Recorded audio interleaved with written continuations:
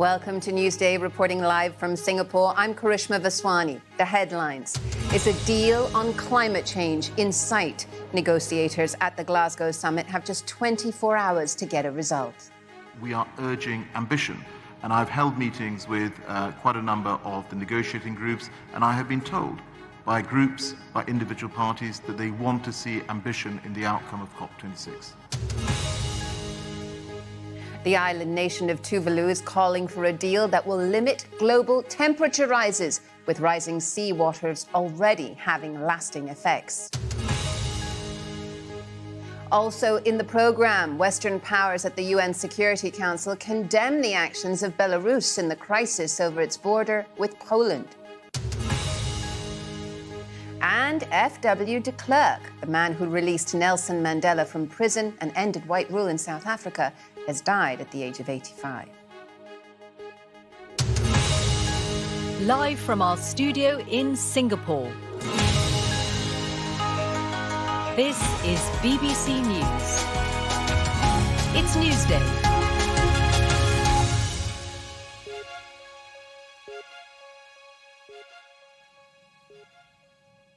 It's 8 in the morning in Singapore and midnight in the Scottish city of Glasgow, where negotiators have just 24 hours to agree a deal that will limit global temperature rises to 1.5 degrees. There was a gloomy message from the head of the United Nations, Antonio Guterres, who said governments were unlikely to make the pledges needed to cut greenhouse gas emissions in line with targets set. Our science editor, David Shookman, is in Glasgow and considers what still needs to be done as the conference draws to a close. The end game of the conference, urgent consultations with governments back home, checking the agreement line by line, assessing every word. The warnings about rising temperatures are clear, but national interests are at stake, so the talks go on. We are not there yet on the most critical issues. There is still a lot more work to be done, and COP26 is scheduled to close at the end of tomorrow. So time is running out. So to try to maintain momentum, relatively easy decisions were passed tonight. And this follows initiatives by groups of nations last week.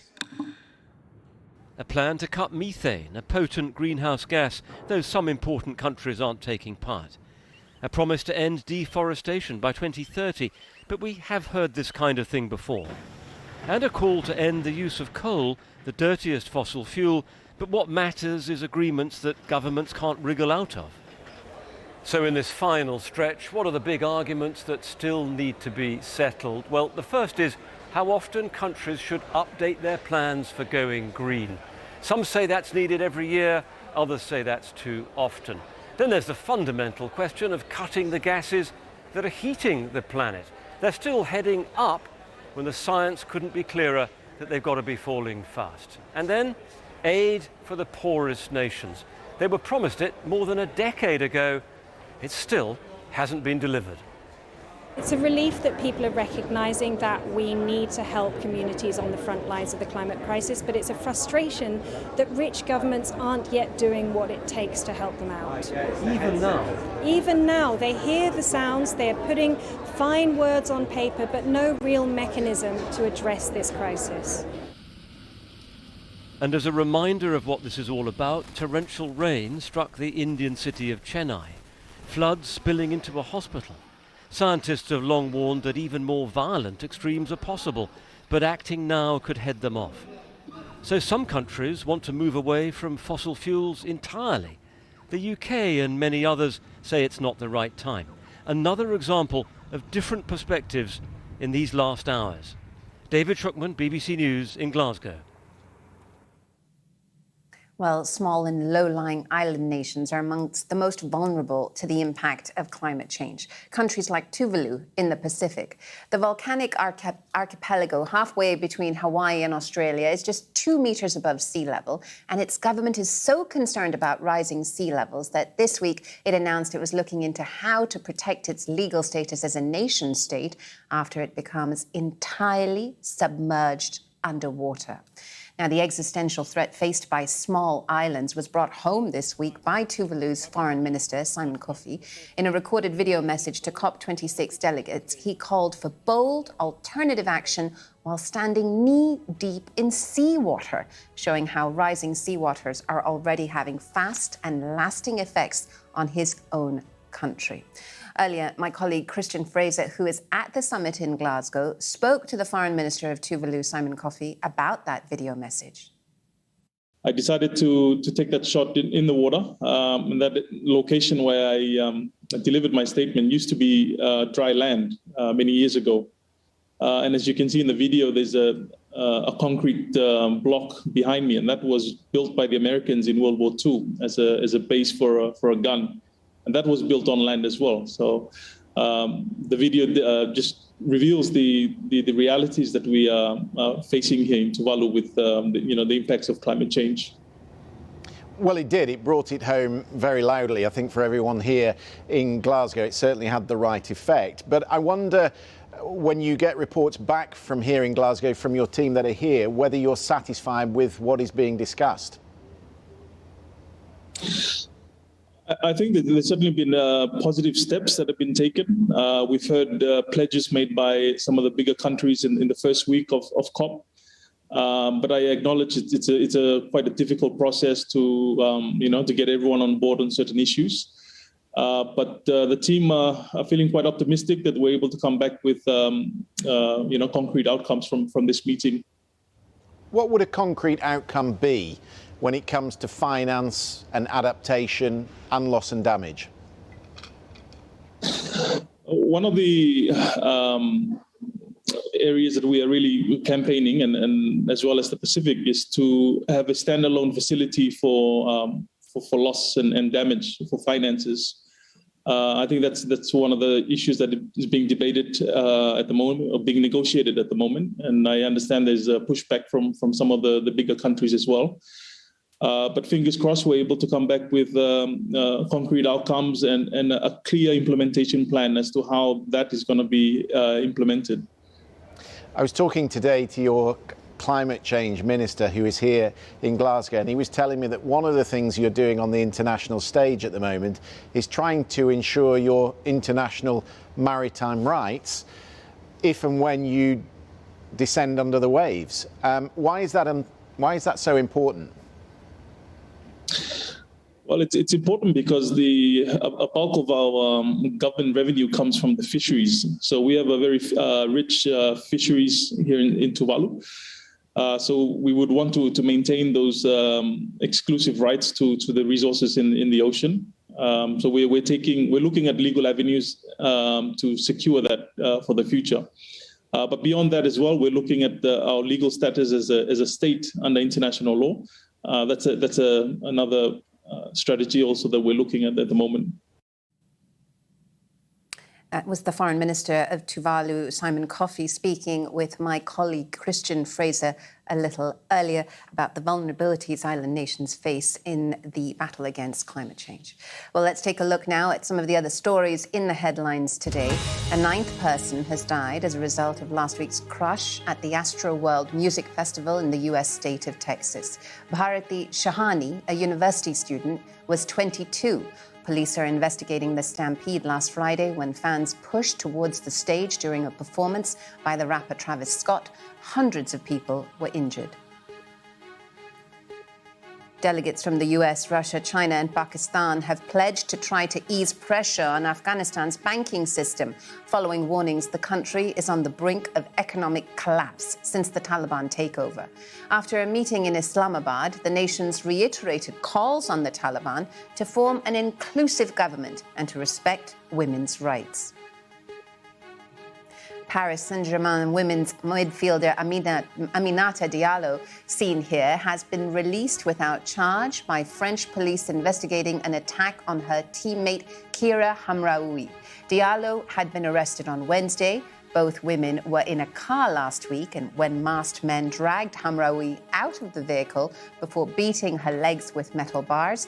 The prosecutor has not issued any further comment on the investigation.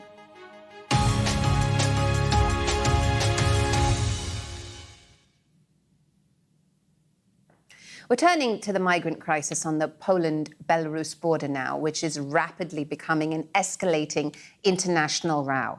Western member states of the United Nations Security Council have condemned the actions of Belarus, accusing it of what they called an orchestrated instrumentalization of human beings by sending migrants to the frontier to destabilize the EU's border and to distract from its own rights violations. The BBC has filmed hundreds of migrants gathering in Minsk, the Belarus capital. They're apparently waiting to board buses and that then take them to the border with Poland. There, they will attempt to cross to make it into the European Union.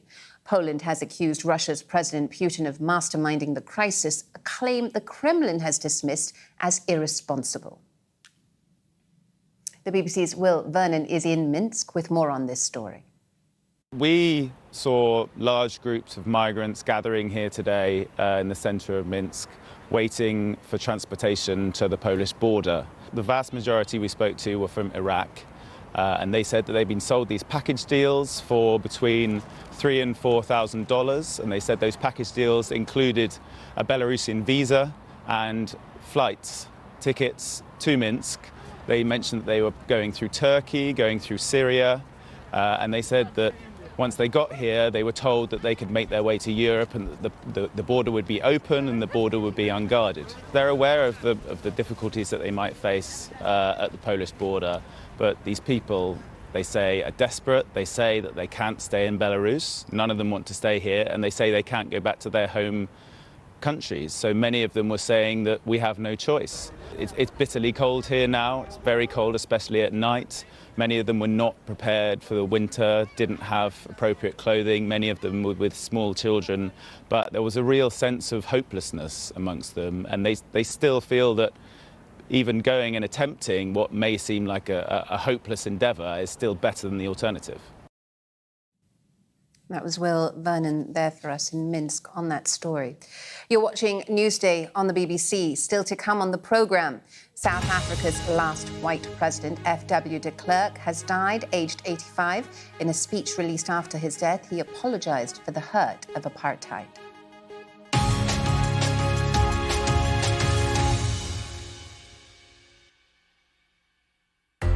The bombastic establishment outsider Donald Trump has defied the pollsters to take the keys to the Oval Office. I feel great about the election results. I voted for him because I genuinely believe that he cares about the country. It's keeping the candidate's name always in the public eye that counts. Success or failure depends not only on public display, but on the local campaign headquarters and the heavy routine work of their women volunteers. Berliners from both east and west linked hands and danced around their liberated territory. And with nobody to stop them, it wasn't long before the first attempts were made to destroy the structure itself. Yasser Arafat, who dominated the Palestinian cause for so long, has died. Palestinian Authority has declared a state of mourning. After 17 years of discussion, the result was greeted with an outburst of joy. Women ministers who'd long felt only grudgingly accepted among the ranks of clergy suddenly felt welcome.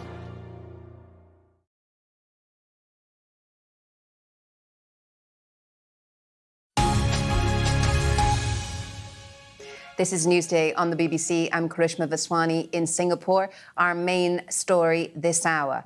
As the COP26 climate summit reaches the closing stretch, the gathering's president warns that time is running out to reach a deal.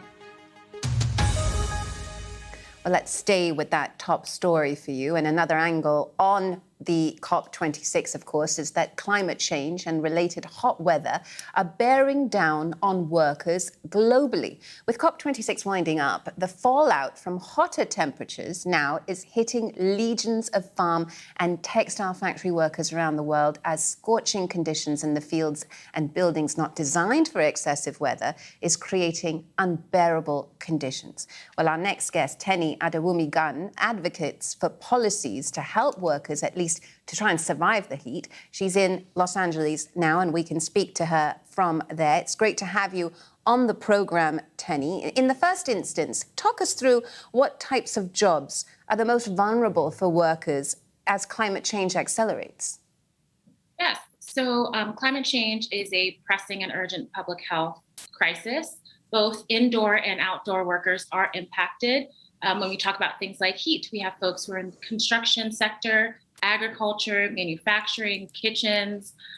You have first responders who are responding to disaster response and recovery. So really, climate change touches on quite a number of different workforces, and particularly vulnerable workforces as well.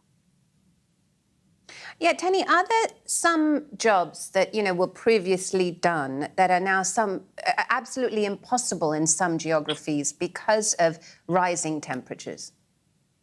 Yes, when we talk about folks who are in the ag sector or construction, people are already outside. Workers have already been experiencing heat and heat harms. But because of climate change, because our climate is warming and more extreme and frequent heat waves, it's becoming increasingly harder for folks to do those jobs. And it's really having an impact on their livelihood. You've talked about heat, but of course there are other climate change-driven sorts of events, aren't there? Things like weather-related floods and storms. How is that impacting workers? Yes. So when we talk about floods, hurricane storms, so disaster response and recovery workers, so we see increase in infectious diseases, tick-borne and mosquito-borne diseases, folks who are already out there working in a number of different industries that are going to be impacted from mental health challenges too, right? Our livelihoods are in our workforces. And so when folks are being impacted in that way, it causes a lot of mental health issues as well too.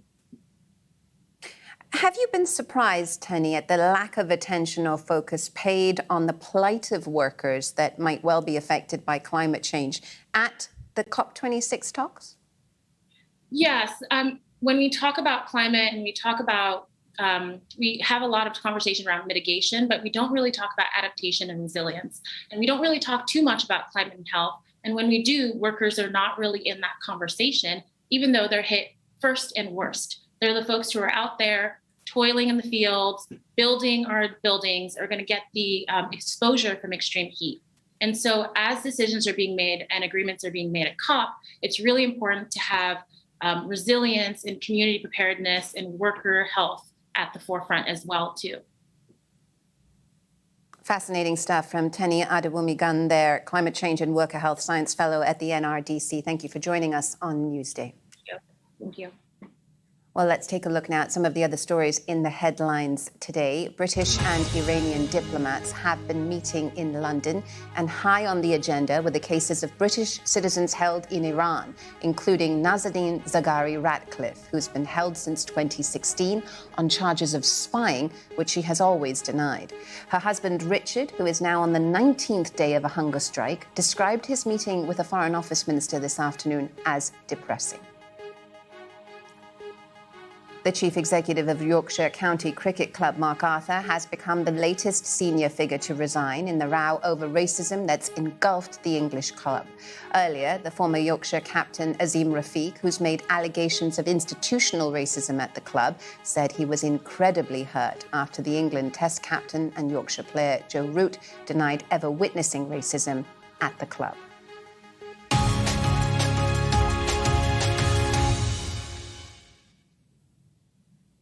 In other headlines, the man who ended white rule in South Africa, F.W. de Klerk, a key figure in the country's transition to democracy, has died at the age of 85.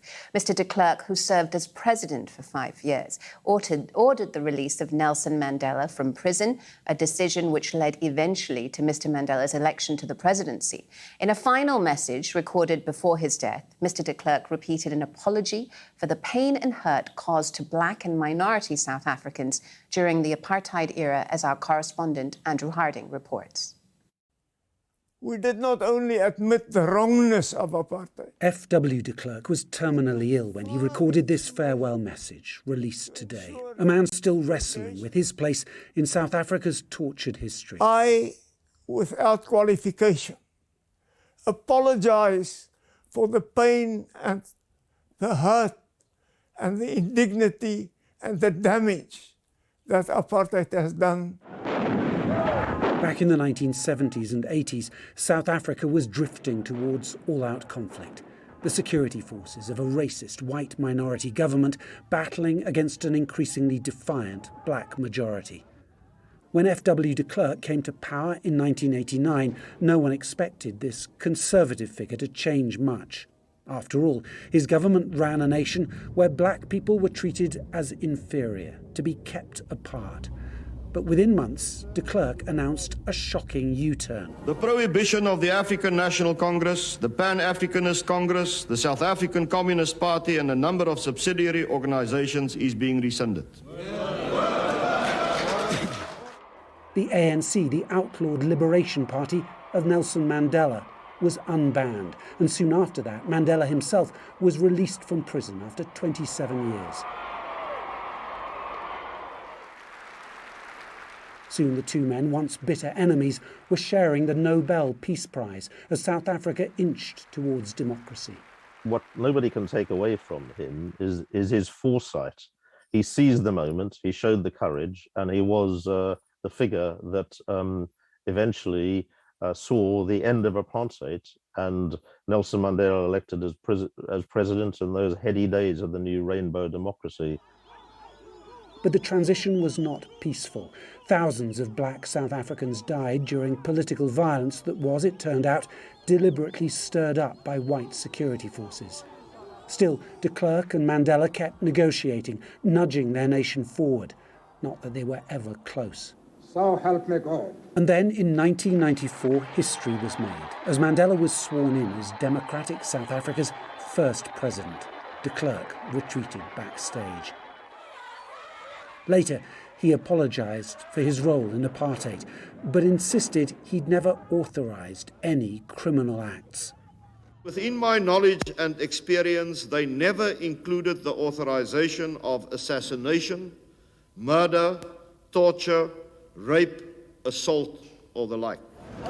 Many South Africans found that hard to swallow, and today there is a lukewarm tone to some tributes. He had the courage to step away from the path that his party that he led had embarked upon from 1948, and we will remember him for that.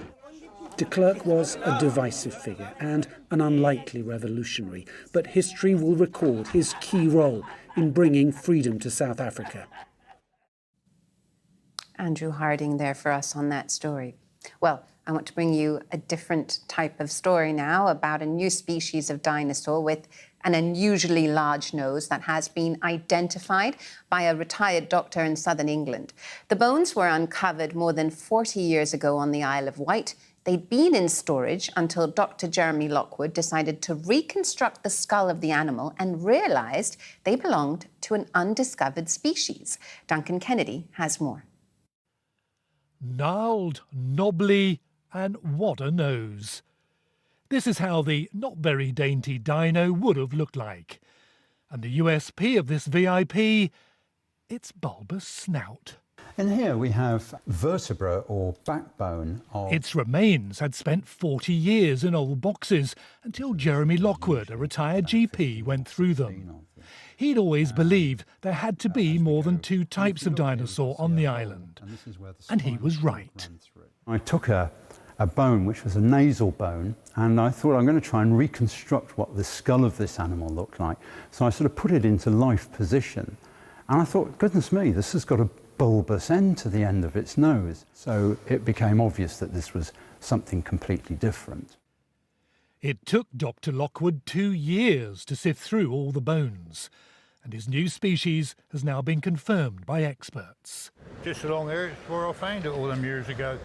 That's right, Keith Simmons is the one who found the dinosaur near a village called Bryston, which is why it's been called Brystonius simmonsii. It was in 1978 Keith discovered the bones, and now the new species has been confirmed. He's delighted. It's nice, yeah, it's a bit of recognition for the work done over the years. It's ideal. And now you found out you found a new species of dinosaur. What do you make of that? Something for the history books, really. And yeah, it's very good. This coast was already known as a world-class centre for discovering dinosaurs.